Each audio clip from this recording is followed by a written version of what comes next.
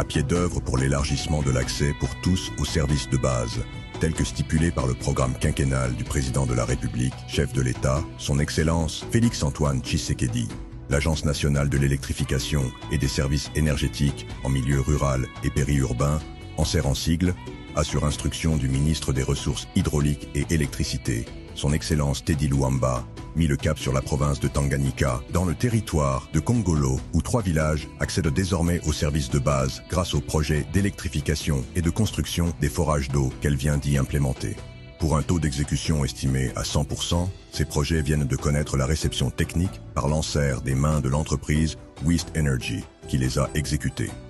Les villages de Kayanza et Kangunga bénéficient chacun de 2 centrales solaires de puissance égale à 2 fois 70 kW crête, dotées de groupes électrogènes de secours de 50 kVA, de l'éclairage public et de l'installation des moulins.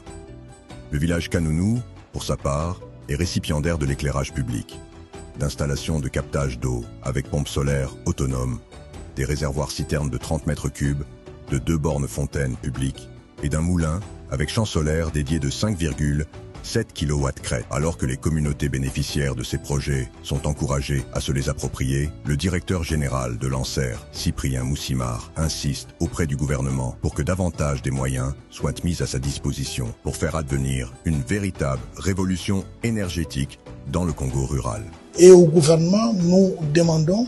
de nous appuyer efficacement, surtout financièrement, pour que nous puissions faire le travail qui nous a été confié et que le pays soit électrifié, 30% en 2025, 50% en 2030 et 100% en 2045. ANSER, pour un nouveau jour sur la RDC.